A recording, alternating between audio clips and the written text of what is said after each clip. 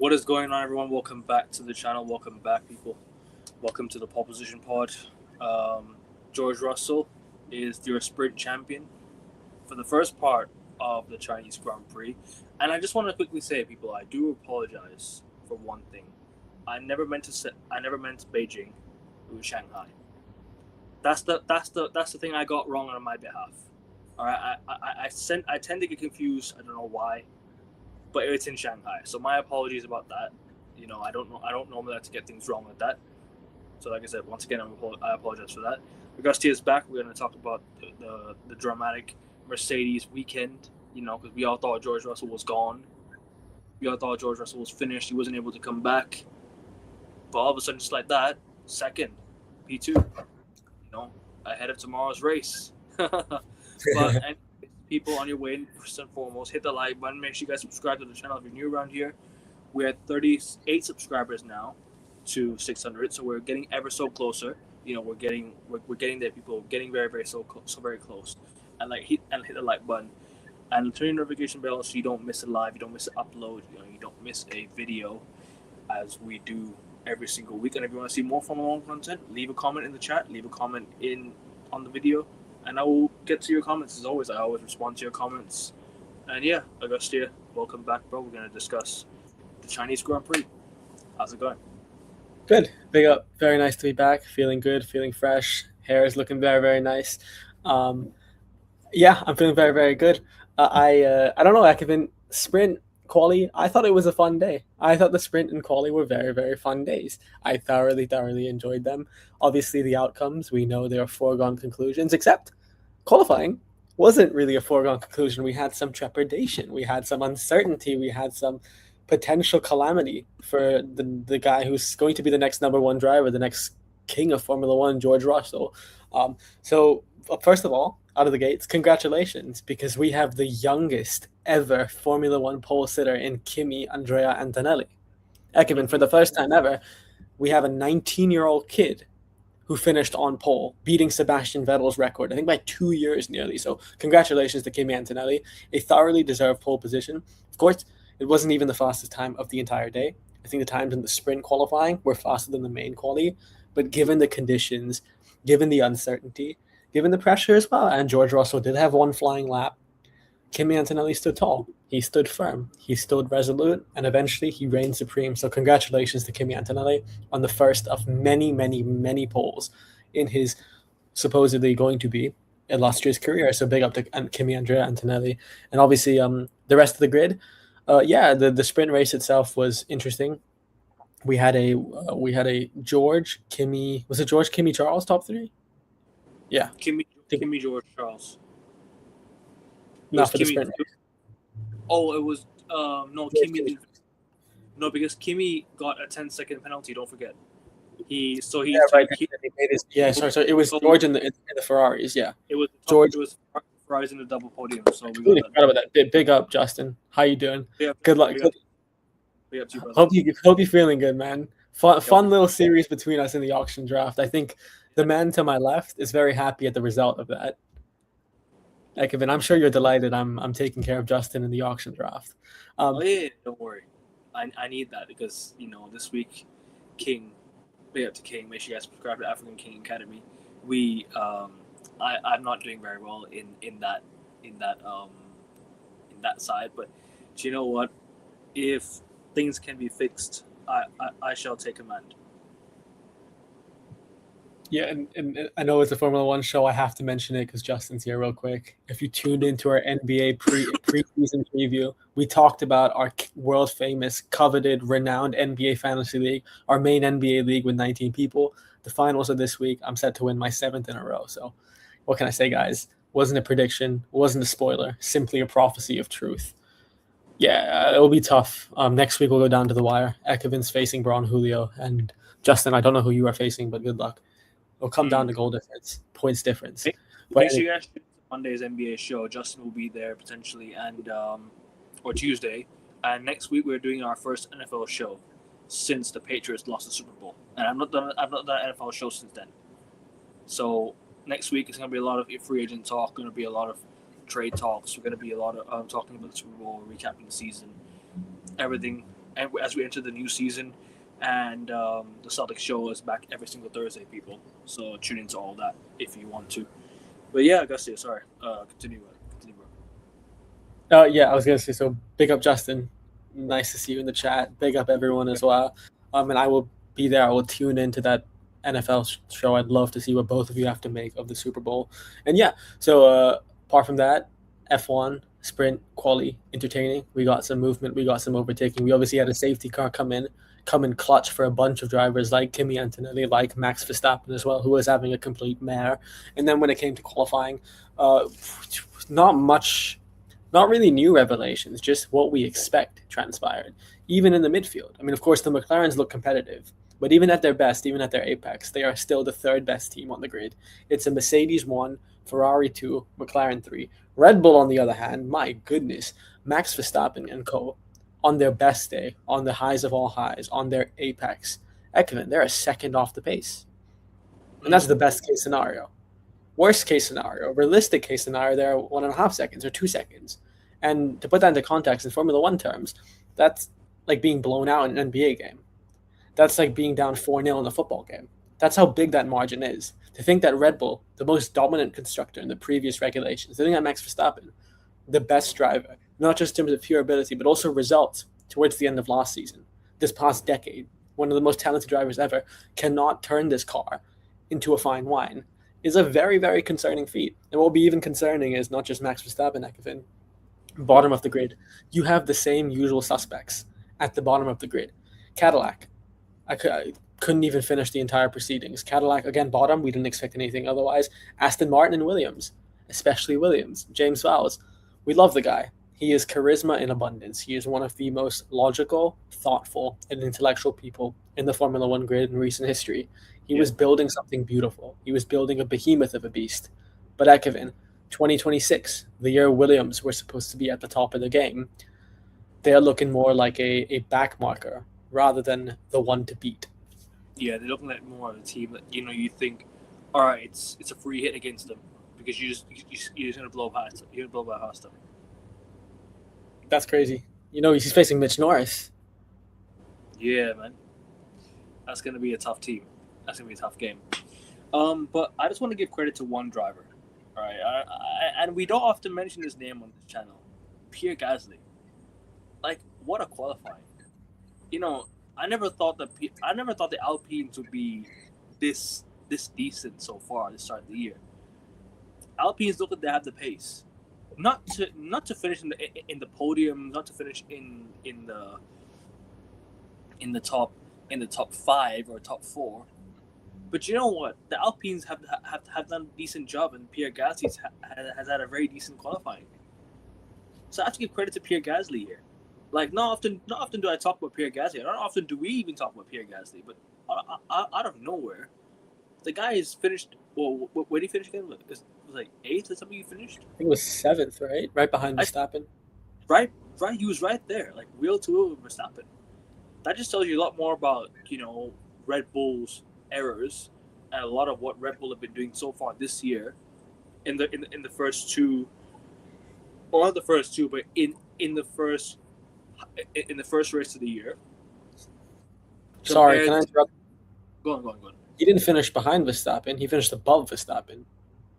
He finished 7th on pure pace. No incident, just pure pace.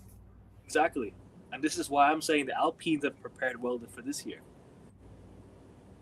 Alpine is not Mercedes, right? Don't tell me. No. Hey. Look, sorry, I don't want to interrupt you, and I'll let you continue after. No, go on. I said this. Remember, I said this on our preview show. I said, watch out for the Alpine. They are a Mercedes engineer car. They have the Mercedes engine. They swapped out the Renault engine. They're Mercedes engine. I said, watch out. I said 2 drivers this season may finish in the top 10. We should clip this. I said Pierre Gasly and Ollie Behrman. So far, Ollie Behrman is 7th in the championship. Yeah. So I'm on to something there anyways. No, you're spot on so far. I mean, like I said, Pierre Gasly has had a decent start to the year. Can he replicate what he's done in the qualifying and take his pure pace onto tomorrow's race? We shall see. Because tomorrow's race will determine a lot. It'll determine a lot of what other drivers can do or what they will do. just going on to the sprints real quick. Charles Leclerc, I think he did a very good job, trying to catch George Russell. Ferrari once again, giving Mercedes a shock at the start. Hamilton going around the track, overtaking Russell at the bends, and overtook him at the very first turn. Like, that's something that I say, like, Ferrari have been very competitive, and it's been a joy to watch. As a Ferrari fan, Auguste, I can't lie to you. Like I said, we're not competing for championships so far. At the moment, as things stand, we've not been competing for championships. But you know what I have to say? We've really looked competitive so far this year, and it's been a joy to watch. Just funny, I actually filmed the start of last week's race as well. I filmed the start of last week's race, and Ferrari, bro, the fact that they made the cut in front, right? Fair enough, and this week as well, both drivers started off so strongly, like Antonelli fell down to P7. He fell like 7 places. Yeah. So yeah, I mean, like, look, good start, good sprint by Ferrari. Can't complain. Second and third it's a very good finish. Obviously, Leclerc on the soft tires, I think he had his car slipped and then lost a bit of time. He was right behind. He was right behind George Russell. And you know what? Correct pit stop. I know some people out there saying that Ferrari made the wrong pit stop because Hamilton lost. He fell behind. But Hamilton, really and truly, if you think about it, if Ferrari had a pit, Hamilton would not have come back. Hamilton would not have been in the top 3. I know Hamilton could have been ahead of Charles Leclerc, maybe potentially caught up to George Russell. But it was really Charles Leclerc that had the better pace in the sprints. If you look at it at one point, I felt that Hamilton should have let Leclerc through, because if you think about it, Hamilton was losing pace, losing power in his car. It was a time where Leclerc had more pace. Just Hamilton was defending himself in front very well. Once Leclerc took over, it was over from there. Hamilton wasn't able to catch up. Although I think there was one point he was almost able to, but then it looked like Leclerc was the one to catch George Russell. And I felt that if Hamilton had let Leclerc through earlier, I felt that maybe he could have caught George Russell. Maybe it could have been a battle at the end. I mean, luckily, towards the end, it was a strong finish. Regardless, like I said, even if Ferrari did not win the race, it was a strong sprint race by both drivers, by the Ferrari team. So it's a very good job, and very, very good, very good race indeed. I can't complain all one bit. I really cannot complain. About the Alpines, a very, very good season so far from them. Very good season so far. The Racing Bulls unfortunately did not have a really good racing week. Even the qualifying wasn't as strong. They didn't look like they had the pace. They didn't look like they had the grip on the tires. They didn't look like they had, they could manage the tires. They could manage the engines, the batteries. They look like they can do it all. So the Racing Bulls have a lot to do tomorrow if they want to finish in the points. And Alpine's doing a good job. They might just about get into the points if nothing goes wrong with them tomorrow. They really might. They really might finish in the points tomorrow. And I'm excited to see what happens with them, because Pierre Gasly is really starting to show his worth, starting to show his ability as a driver. Maybe he's driving for an Alpine, but an Alpine this season with a Mercedes engine could definitely come up the pecking order for sure. These Mercedes engines are really helping. Obviously, the Mercedes number one will still be there. They can still be number one. But to compete with like the Ferraris, the McLarens, the Red Bulls, they'll be up there. They'll be up there this year for sure. Williams have a lot of work to do. Aston Martin, don't even speak about them.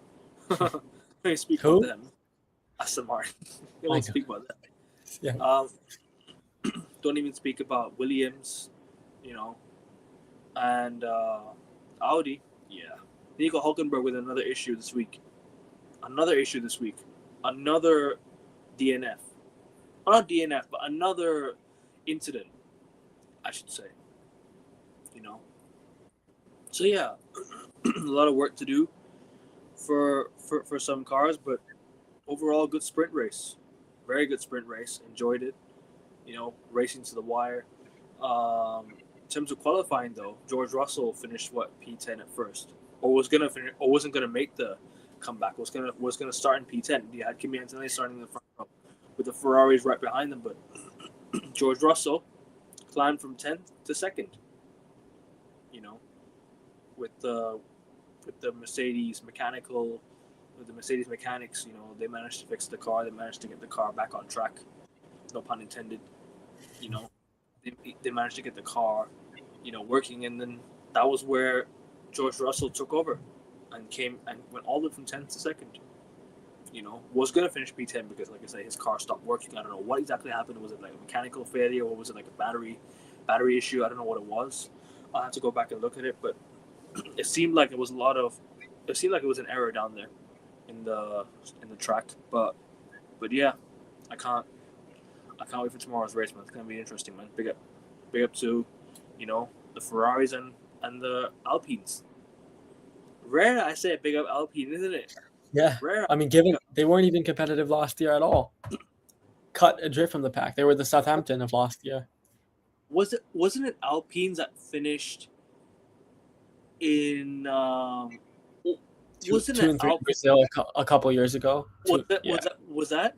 Yes, you were right. Yes. They're finally showing that they can build on from that. You know, 2 years ago we talked about Alpines finishing 2nd and 3rd. Now it's potentially with them like improving as a car. You know, I mean, last year they were nowhere. One off. Last year they were the wolves of the F1 grid. That's what they were. They were struggling. They were cut adrift. They were suffering deeply. And Kevin, you're right. Big up. The legend of the show. Big up my goat, bro. Yeah, no worries, man. No worries. If you want to join, I'll send you the link, bro. I'll send you the link. If you want to join. Hop on. We'd love to have some. It'd be good to speak to you after quite some time, bro. Hope you're doing well, though. Sorry, I guess I continue, bro. Yeah, it would be good to get some more Tifosi blood onto the show. But yeah, Ekman overall, hate to be that guy. I agree with you for the most part. I think Alpine, such impressive improvements. Of course, we know the Mercedes engine. They're a benefactor of that. So, of course, naturally, they would be better than most midfield teams. But even then, 3 of the teams at the bottom haven't even built a car. Mercedes have built a rocket ship. Ferrari have built probably the best racing car, but not the best Formula 1 car. McLaren are getting there. Red Bull, Alpine, Audi, and also Haas. I think they're all on Racing Bulls. They're all in a similar territory at the moment. And Pierre Gasly is a tremendous driver. He's super, super underrated. Has had some outstanding feats in the wet as well here. So, look, Pierre Gasly, nothing but praise for him. And even Colapinto. Colapinto made it up high. I want to say one more shout out. Shout out Arvid Lindblad. I know if you just look at the results, you'll be like, how? Why? But if it wasn't for Gabi Bortoletto's crash in Q2, he would have made it to Q3. He was on a flying lap and heading into the final corner. Gabi Bortoletto crashed out. It was a double yellow, which means Lindblad had to retreat from his lap, had to abstain. This was the last flying lap in Q2. And apart from that, Lindblad has been getting points everywhere, has been defying his teammate as well, come race scenario situation. So Lindblad has been a revelation on the grid. And for the rest of the grid as well, yeah, the Audis look okay in the midfield. Haas looks competitive. Ollie Behrman. He is a sneaky pick, Ekman, for driver of the year so far.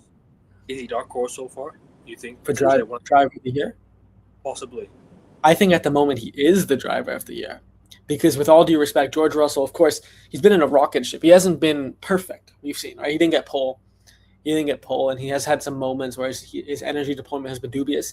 He's been better than Lando and Oscar was last year, but he hasn't been perfect. Someone that has been to the precipice of perfect, Ollie Behrman.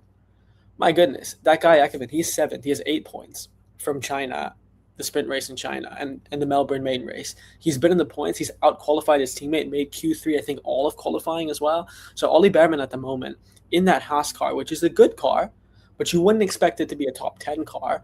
Man, yeah, fair play. He's not even a Mercedes engine. So Ollie Behrman, I mean, watch out. Ferrari, you guys have a superstar on your hands. Of course, Ferrari have ruined a lot of superstars before, but you have a rising superstar. You have a Kylian Mbappe, Lamine Yamal potential level superstar. And I mean it when I call him that. Truly, I mean it. And then yeah, Kimi Antonelli, kudos to him. Lewis Hamilton, shout out Lewis Hamilton as well. Lewis Hamilton out qualifying Leclerc. He's beating Leclerc on the season head to head. Ekman Lewis Hamilton, right? No, because Leclerc finished above him in the sprints.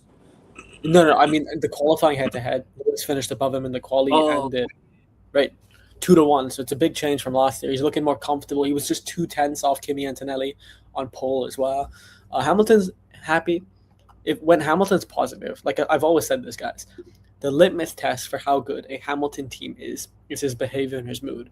If Hamilton's downbeat, depending on what type of downbeat, either it's white flag territory or it's just him being pessimistic and the car has more potential than it should.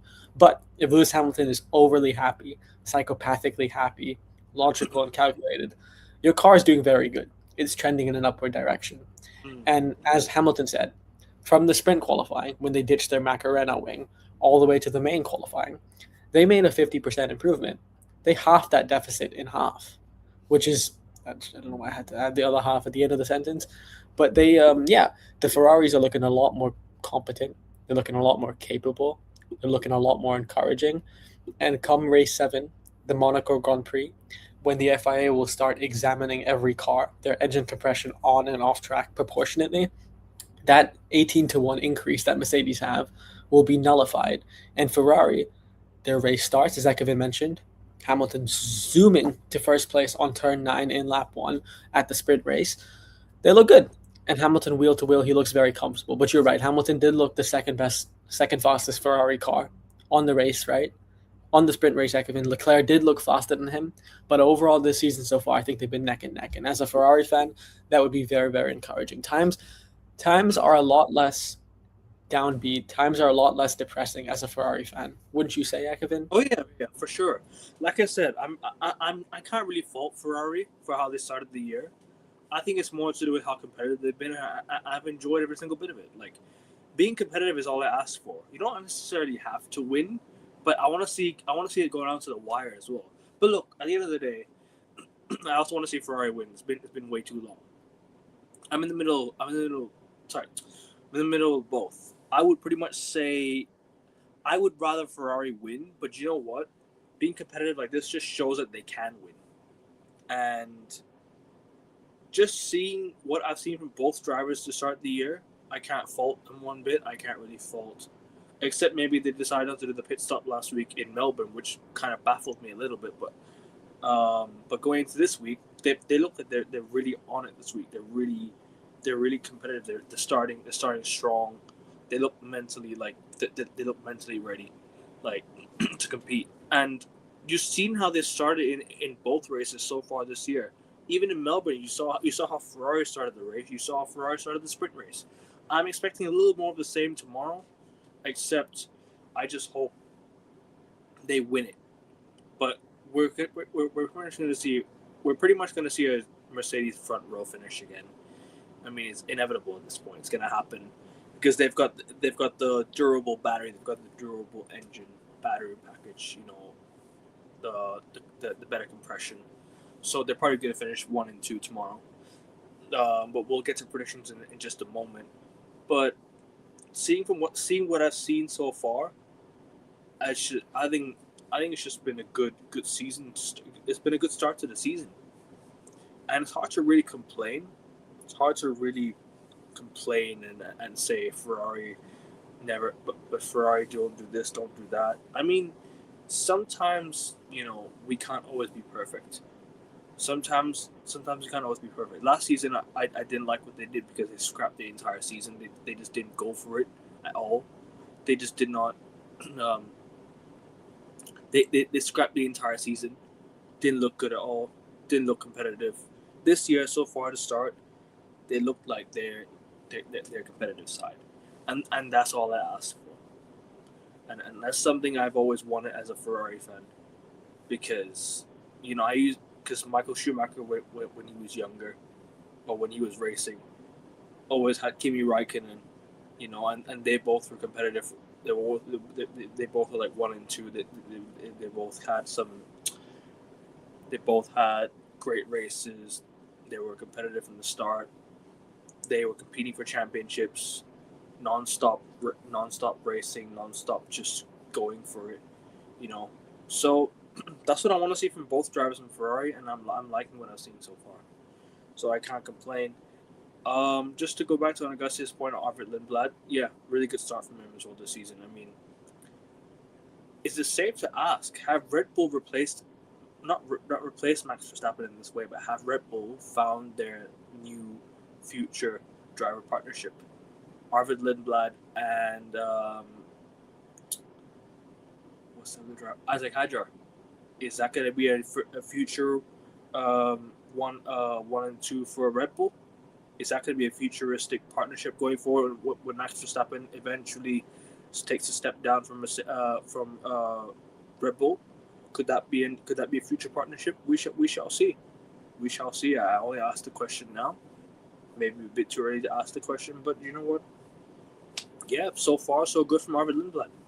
It's hard to really, it's hard to back down from all that.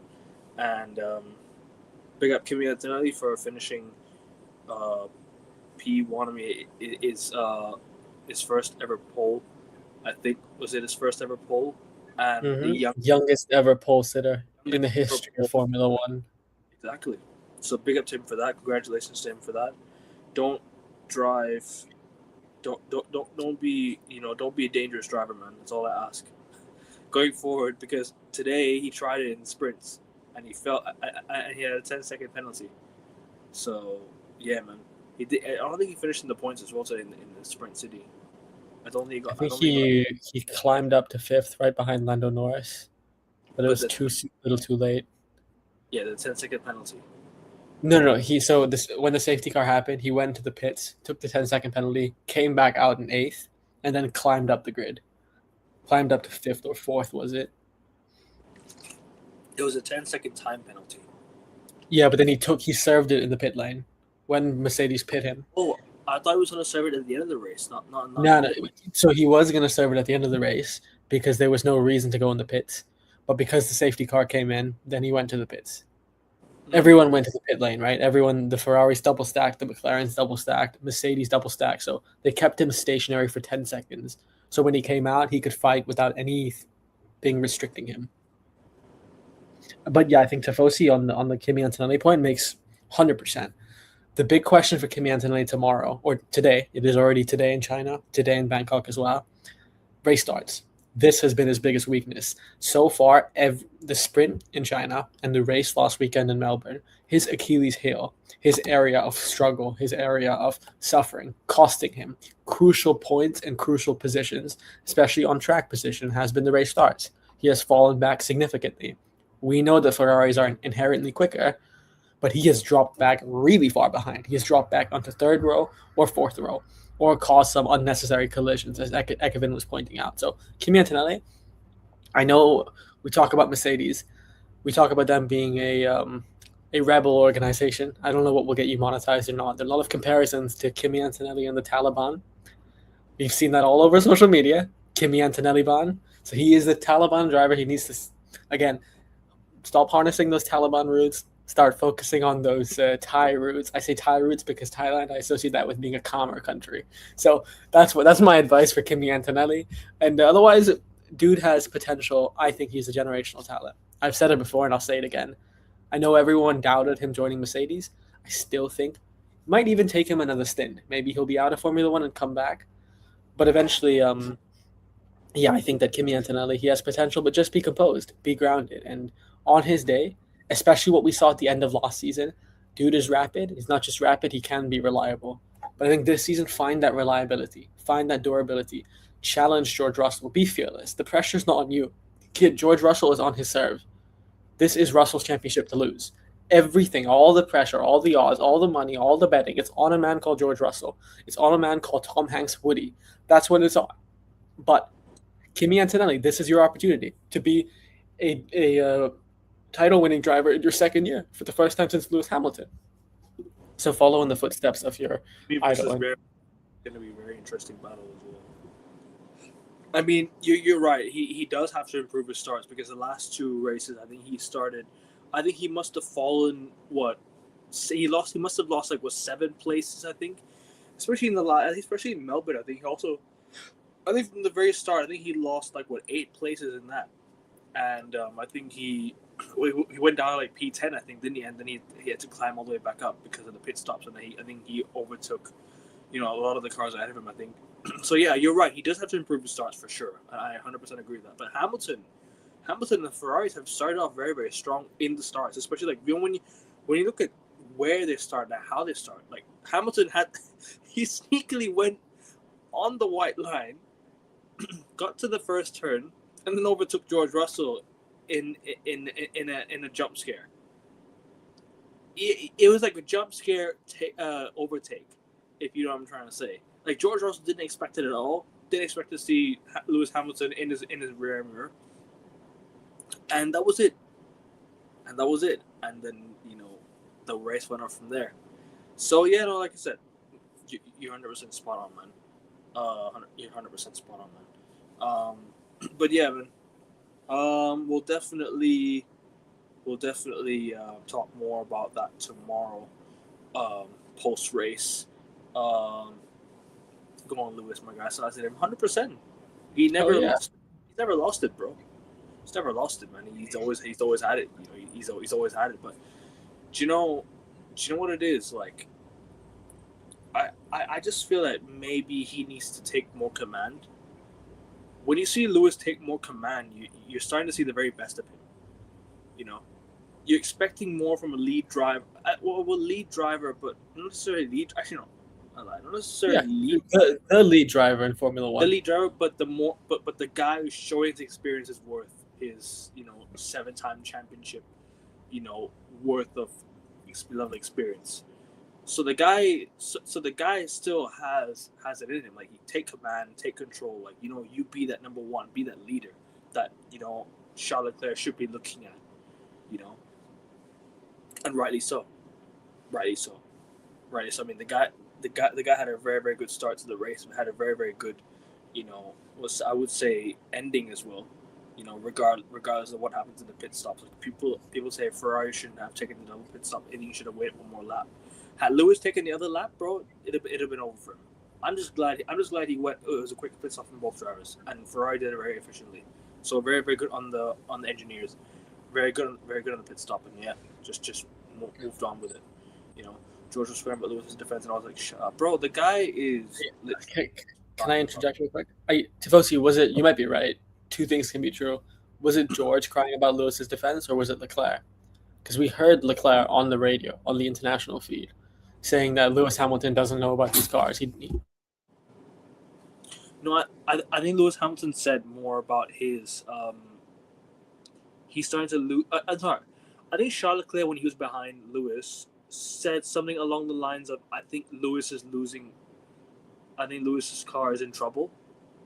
It looked like he said something along the lines of that. I think he said that his car's in trouble. I think he said along the lines of he's starting to lose pace or starting to lose a bit of power. I don't know exactly what he said, but I had to go back and look at the radio. But I think he said something along the lines of, "I think Lewis is in trouble."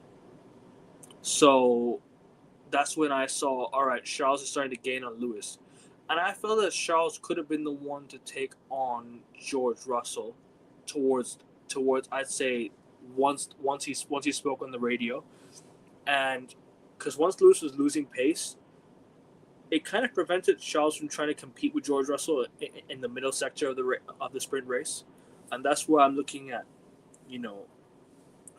I think you maybe could have had a close ending, although it was still close, but it wasn't close enough. If you know what I'm trying to say. From what I remember, it was George. Are you talking about when George talked about Lewis's defense, right? Let me actually bring up the quote real quick. Thank you for bringing that up. It's very interesting. I'll definitely find the quote right now if you like. I don't know exactly where to find it from though. So if you could help me that as well, that'd be great. Let me try and find the quote. Are you talking along the lines of what George Russell radio Shanghai Grand Prix 2026? All right.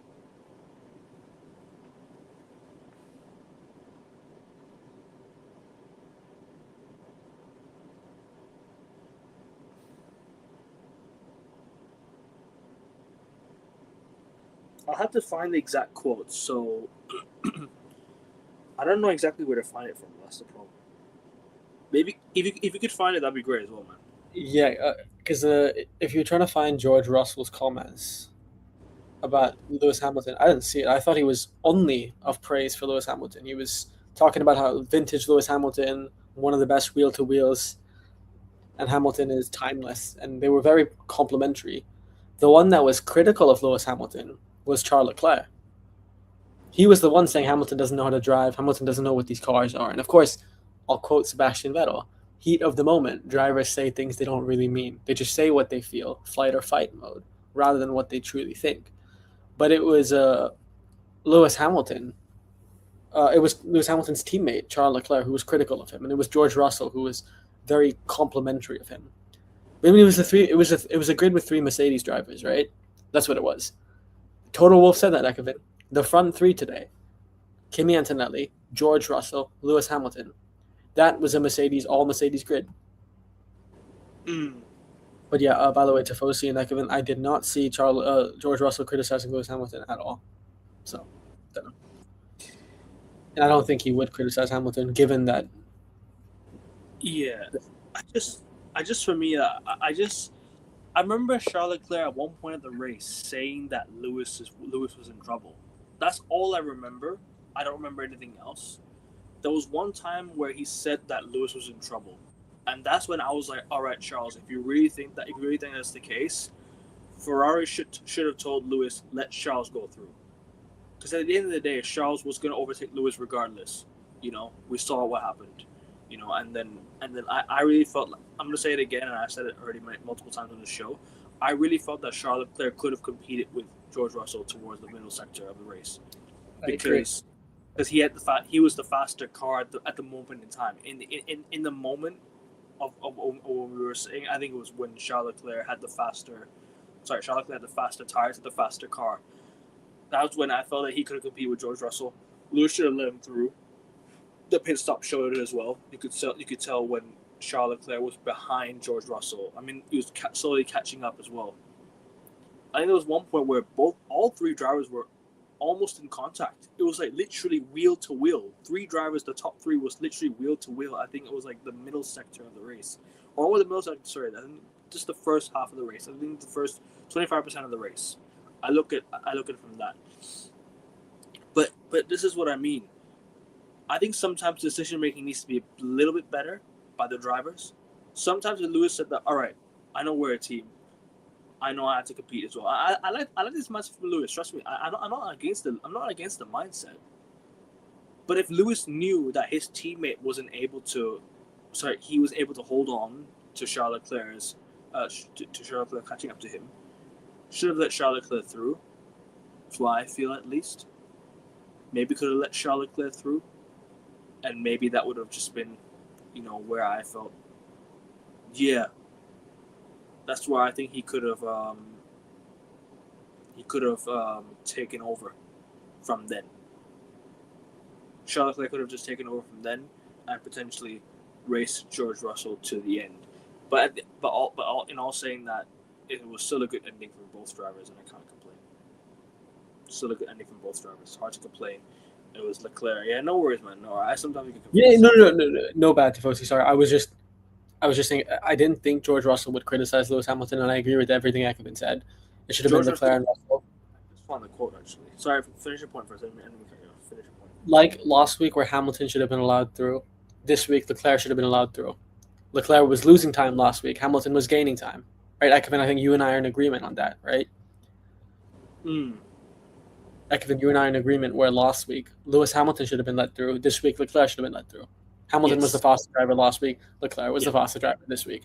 And for tomorrow's race, of course, Ferrari rules. Let them fight. Tifosi rules. Let them fight. Let them fight freely, fairly, and may the best man win.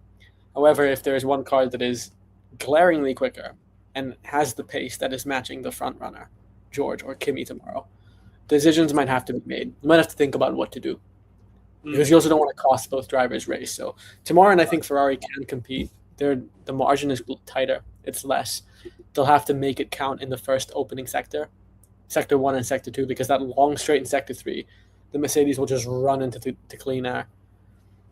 Oh no, I agree with this. It shouldn't have to be team orders. It should be logical. Yeah. I think it should be a driver's decision rather than team orders. I think Lewis himself could have thought, all right, maybe I might not be able to hold on to Charles' lead. Sorry, to the lead against Charles. I'll let Charles through.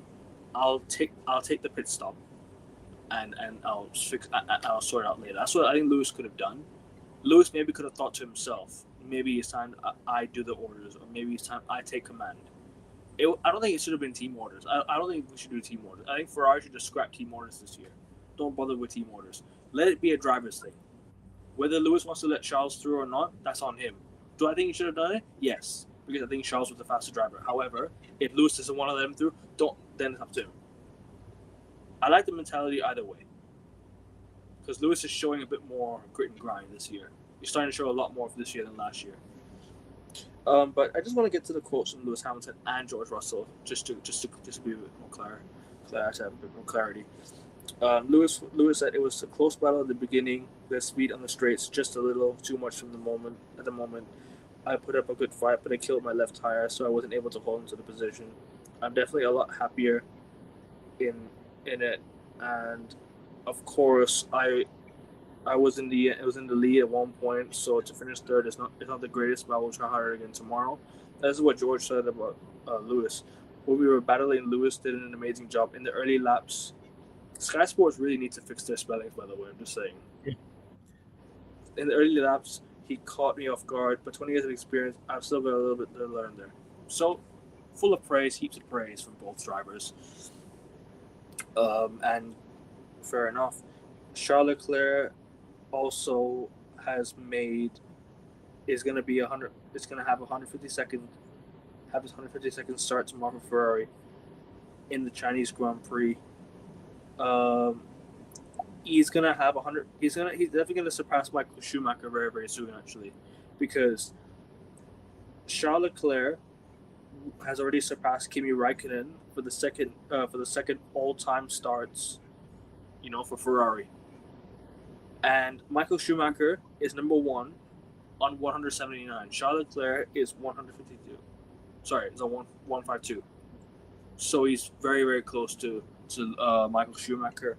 And if I can just bring this up real quick, just to get this done with. What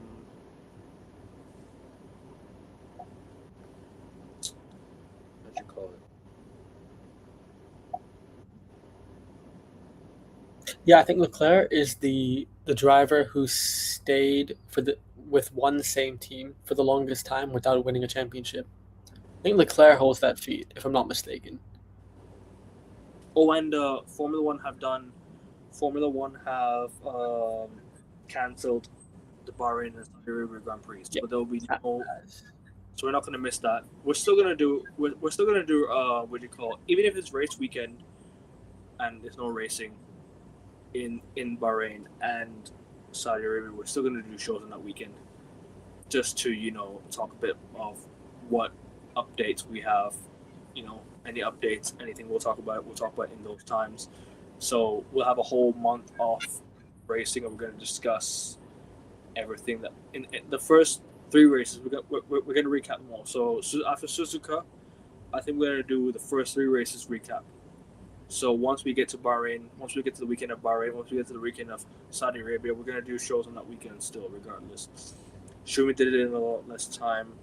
I think but the thing is with Charles Leclerc, right? He's had, I think they add more races now in a year, right? Yeah, they were half the races when Schumacher was racing. They're like double the races per year. So yeah, I think Schumacher did it in a lot less time. That's what Tifosi was saying. But Kevin, did you hear the stat though? Leclerc has had the most races with one constructor without winning a championship. So he needs to win one very, very soon. So it was actually Lando Norris first, but Lando won one last year. But now it's Leclerc. Leclerc's 152 races with one constructor and still hasn't won a championship with them. So, of course, whatever the context is, whatever the situation is, more races or not, that doesn't look too good on Leclerc himself. But again, has he had a season where he's been in a competitive car from minute 1 to minute 1? No, he hasn't. But has he had moments of seasons when he's had a fastest car and not capitalized on it? Yes. So we'll see. And again, with Charles Leclerc, this is going to have to be one of the clinical years for him, right? He's going to have to capitalize off race starts. He's going to have to manage his tires and battery management super, super meticulously throughout the year, because he will have opportunities, especially after race 7. What he needs to do is minimize the damage until race 7. Afterwards, maximize the damage he causes on Mercedes' gap. For sure, 100%. But yeah, we've covered a lot already. Unless you want to go on about any other things you want to add that you missed out on. I'm good. Fair enough. I think I've covered pretty much a lot as well. You guys just covered pretty much everything as well. We're going to discuss the predictions as well and our outsider, so the dark horse. Number 1. I mean, that climb from P10 to P2, George Russell pretty much will cement his race win. So I'm going to go George Russell to win the race again tomorrow. However, here's where things get interesting. Hamilton and Leclerc finished P3 and P4, right? I'm going for a Ferrari double podium. Oh, that's bold. Who's dropping out? Kimi Polstead or not finishing on the podium? will finish 4th. I have a funny feeling that it's going to be a top 4 finish, but it's going to be a top 3 finish by Ferrari tomorrow. Double podium, unless something happens. If I had to give another prediction, be a bit more realistic, it'll be a Ferrari 3rd place finish. The one thing I can guarantee is there'll be a Ferrari driver in 3rd. That's what I know, or that's what I predict. There'll be a Ferrari driver in 3rd tomorrow. That's what I think will happen. To win the race, it'll be a difficult task. I don't think we'll win the race, no. But finishing 3rd is definitely not out of the realms of possibility. So I will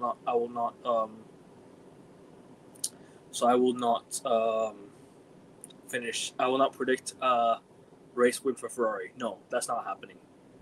Mercedes will win the race still. Hearing that Delulu hit you, bro. And trust me, sometimes you just gotta go for it, bro. I've got a lot of things correct on this show. Auguste can back me up.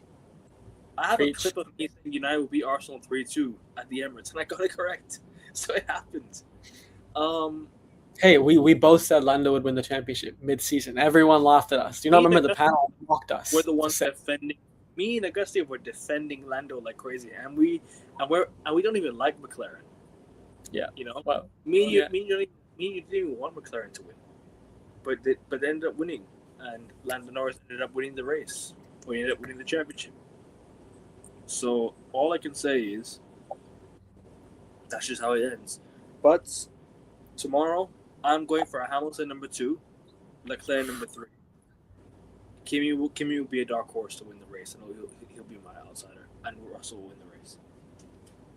It's unfortunate, but George Russell will just win the race. He will just win the race, you know. So yeah, Augustia, over to you now.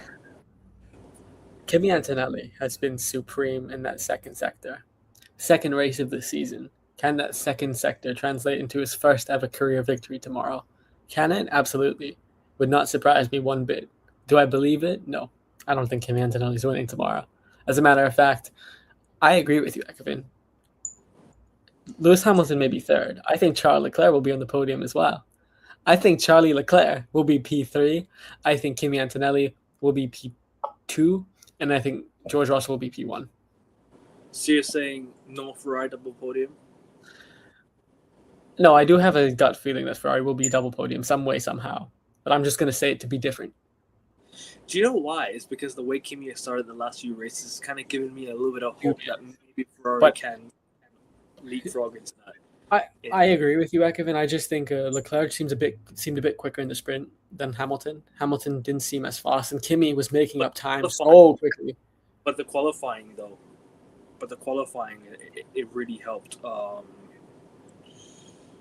the thing is, yeah, You know what? Screw it. Screw it. Sorry. go Ekman, on. I'm gonna join you. I'm gonna join you. Russell, Okay. Hamilton, Leclerc. Yeah, I believe you. And my dark horse would be. Did you give your dark horse? yeah, Kimi Antonelli. Can you put the pole sitter as a dark horse? He's on pole. Can't really put him on as a dark horse, can you? No, George Russell will not be a dark horse. No, I Wait, meant so- like who's your dark horse for tomorrow, for today's race? Kimi. But Kimmy's on pole. You can't really put the first place guy to be a dark This horse. is based on. I think this is based off prediction. Okay, then I'd go Kimmy dark horse as well. But to be a bit different, I will say Lando Norris. Watch out because he looks really really quick. I want to give a really crazy shout. Or Ollie Behrman as well. It might Pierre Gasly. those lines. Pierre Gasly. Yeah, I agree. Mercedes engine. Come on, Yeah. for the best. I was Hey. thinking like Pierre Gasly's had such a good qualifying and a sprint week. Like he's actually climbing up the pecking order. I think he got into the points, right? In the sprints, if I'm not mistaken. Did he finish in the points? I don't remember. Ollie, wait, who are we talking about? Pierre Gasly. Did he finish in the points? I don't actually remember. I think he was just Let's go outside the back point. and look. I can Let's go check. back and have a look. Yeah, please have a look for me because I really think Pierre Gasly has a really good chance of getting into a top 5 this week. I don't know why, but the Alpines seem really fast, especially on the straights as well. If you look at Alpine, they look really fast on the straight circuit. You know what I mean? No, so Pierre Gasly finished 11th. He was around 6 Ah. seconds. He was 3 seconds off Ollie Behrman in 8th. Okay, so do you know what I mean? Especially in the race, it might be different. Yeah, Haas have been impressive, man. Ollie Behrman's been really really good. Dude, not just Haas. We called it in a preseason preview. It's Haas, Audi, and Alpine. Those are your Yeah. 3 midfield teams, and of course, our Racing Bulls with Arvin Lindblad. When he has had the autonomy, when he has had the ability to finish a lap, not be impeded by an incident, that guy's been up there as well. So you have a midfield battle that is quite competitive and unpredictable. One second, can I bring a stat, Ekevin, on Pierre Go Gasly, on. on your dark horse? The head-to-head record in 3 qualifying sessions we've had this year between Pierre Gasly and Max Verstappen, guess what their head-to-head record is? Sorry, say that again. The head-to-head record this year in each of the 3 qualifying sessions we've had. So Melbourne, China Sprint, China Race. What is the head-to-head between Pierre Gasly and Max Verstappen? 2 Toro Rosso drivers formerly. 2-1 to Pierre Gasly. No, 3-0 to Pierre Gasly. I ain't joking. This season, Pierre Gasly has beaten Max Verstappen in every single qualifying session. Max didn't even get Oh a yeah, point. because Max finished P12 in it in the sprints. I swear he finished P12. 9 didn't get in the points. Oh wow. So we are talking about the Pierre Gasly renaissance to greatness. And we're talking about the Max Verstappen descent Yeah. into it's crazy. I mean, Ekevin, who would have thought? If you Ekevin the after Ferrari, Abu Dhabi, right? Haas the Ferrari engine, right? So Yeah. So Ollie Behrman is definitely yeah. So but actually. Ekevin, who would have thought? Imagine Tifosi and Ekevin, who would have thought last year after Abu Dhabi, the Max Verstappen run of form he was on, the trajectory of the Red Bull car, that come China, Pierre Gasly would be out qualifying Max in every session. We would have said you should go to the mental health hospital. Like that's we would have said you should be in Guantanamo Bay at the Gulag, admitted with all the biggest drug lords, Pablo Escobar, Al Capone, whoever it is. Yeah. Like, that's a crazy prediction. But here we are. Yeah, man, 100%. I mean, it's been a really good weekend so far. I can't lie to you. I mean, I'm excited for the race. I really am excited for the race. I can't wait to see what unfolds. But yeah, I'm going for it, guys. Ferrari top 3 finish. Both drivers in the podium tomorrow, and I'm gonna go with outsider. If we're doing this based off prediction, then Kimi will be my outsider to win. But if we're doing it based off of who I really think has a good chance to really give competition, it's Pierre Gasly. Just this week. I don't know about next week, but Pierre Gasly this week will definitely provide competition for sure. There'll be a problem in the middle sector if your car is behind him and you're just coming out the pit stop and he's right ahead of you. He might be an issue to get past. So yeah, big up Pierre Gasly, man. Doing really well this year. Can I big up somebody else? Go on, go on. Can I big up you 1 second? You didn't Yeah, mention go on. it. Before any racing took place this week, you mentioned how Ferrari should be on the hard tires for this race, right? I said the And hard and, tire. and you are 1,000,000% correct because we saw Ferrari on those mediums how quickly they degraded. Then we've seen them in the quality sessions. We've seen them in the practice session. The soft and the hard seem a lot better than the medium. The medium seems to be their No, Achilles heel. I You were said on this. soft yesterday. I said soft tires You yesterday. said soft and hard. Yeah, exactly. So the medium, and you're right. The medium, they should not be on the medium because that seems to be a killer for them. No, because not on this track. This track you can You were see. cooking. Yeah, I can observe this quite well. I can't lie to you. I can kind of tell if Ferrari had the pace or not because in most races I've seen Ferrari do better on the medium tires. Their best bet is the medium tires, but not for this weekend. This weekend is either the soft or the hard tires, and maybe the medium on the middle sector or something. But I think this is a two-stop. I think this is a two-stop race. I think they'll have two stops. It depends how many laps there is. I don't remember how many laps. Like 52 laps or something. How many laps this week? I'm not sure myself. I know race distance. It's around like 50 laps, I think. If I don't recall. Whatever it is, I think hard tire will definitely be a ploy, given the track conditions, given the deployment issues, given the tire degradation and the grading. So. Because I always mentioned that final turn before the checkered flag. You know the gravel is going to be that gravel is a huge issue. Grip is going to be important. It's a huge issue, man. That final turn is a huge problem. So you have to really get past that. It's like the biggest hurdle of the race.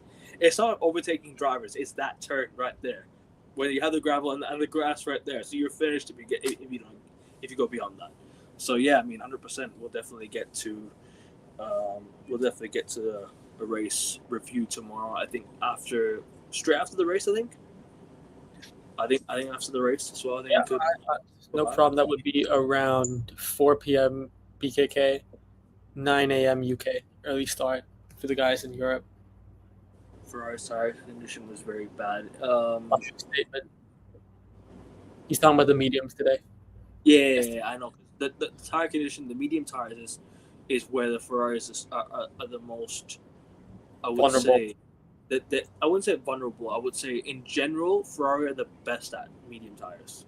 Where they've got the pace, they've got the best grip. In general, the medium tires. If we're talking just purely Chinese Grand Prix, this race, this track, with these regulations, with these how do you say it? With this compression, I would pretty much say the hard tires or the soft tires are the ones that Ferrari need to really consider. That's what I think for this week. As for Mercedes, they can do whatever the fuck they want. That's all I can say. They can do whatever the fuck they want and they'll still win the race. As long as they have tires on, they'll win the race. Oh yeah, 100%. Yeah. As long as George Russell does not fall to P10 again, they'll win the race. Yeah, exactly. I mean, even if he dropped to P10, it wouldn't surprise me if he shot up the grid and catapulted back to first. Exactly. He'll go around. He'll go around everyone. Go on a straight line. Just take first place, right? Just like that. Exactly. Yeah. Yeah, man. But yeah, I gotta say, it's been a really good show, man. Really good discussion. I can't lie to you. We'll be back live tomorrow, straight after the race. So after the race ends tomorrow, we're gonna review the race, the weekend. Suzuka's in 2 weeks, right? From now. So we've got 2 weeks off until the Suzuka, and then we have a whole month off. So people, Formula One will be. Don't worry, we're not going to go anywhere. We've got Formula One content for you guys, pretty much every 1 or 2 weeks, depending on when the race will be. The races will be Silver Arrows crash into turn. Oh, we hope everyone's safety is paramount, but if that happens, we will be there. Us three, be there front row. And if you guys want to see a Formula One watch along, me and Agustia live on Formula One watch along, let us know if you want to see that. We can do that tomorrow if you want to. I'm down to it if you're free. Tomorrow, probably not, but we could definitely hook it up sometime soon. We'll definitely discuss that in due time, man. We'll definitely discuss that in due time. Anyway, big up GK, big up to you, brother. Hope you're doing good, big up. Guy. We're just about to wrap up though. Sorry. No, I was just saying big up to Gaurav for joining. Big up GK. But anyways, we're gonna wrap it up. People, on your way out, hit the like button, subscribe to the channel if you're new around here. Also, leave a like I said, leave a comment in the chat if you want to see more Formula One content. We'll be back live tomorrow after the race. 38 subscribers now to 600, so we're getting ever so closer, and we're getting closer and closer by the day, people. And turn the notification bell so you don't miss a live, you don't miss an upload, or you don't miss a video in general, and you don't miss a post. So if you want to stay tuned to the channel, like I said, turn the notification bell on so you don't miss anything. And stay tuned for like some clips. Stay tuned for uploads. That might be coming tomorrow or tonight, depending on what I can get, what I can get up there. And any other shows? No, that's it. I did the United show earlier yesterday, so make sure you guys do check that one out. If you're a United fan, if you want to talk about Man United, go check that one out. I'm a Max and Red Bull fan, but I was upset what happened to Ajar and Max. Red Bull are looking off the pace, man. So far, looking really off the pace. It looks like it's a different. They're not adapting to the regulations. They're not adapting to the climax. You know what I mean? They're not adapting to what's going on. You know. But that's just what I think. But I don't know what anyone else. Yeah, I was gonna say with the Red Bull stuff, it is a Red Bull to me. If you had to pick most shocking, most tragic team so far, these regulations is them. Because the gains they made and the momentum they had in the preseason, and everyone thought Ford was going to get the package right. They looked a bit competitive early on in Melbourne. Ever since that, the results. If the miracle worker, if the closest thing to the Messiah in Formula One terms, Max Verstappen, can't turn this into something tangible, looking like it's going to be a long, long day. And you just have to wonder. Of course, Max is saying that he's not going to leave Formula One. We'll take him for his word there. For how long, I'm not sure. Is he going to be ruining? Is he going to be regretting not joining Mercedes? Because let's not forget, he had the chance to join Mercedes. Mercedes, as we know, were in for him. Mid-season last year, Mercedes were willing to pay the £100 million release clause, get Max Verstappen, liberate him from this tyranny at Red Bull. Yep, and he declined it. But if he was there, Akifin, this season, I think he'd be the heavy favorite for the championship. Because Adrian Newey is there right now as well, so where at Aston Martin, isn't he? Last season, but obviously Aston Martin I think is off the table now for some time. No, I mean, last year they wanted to get Max Verstappen. They were trying to offer him a contract.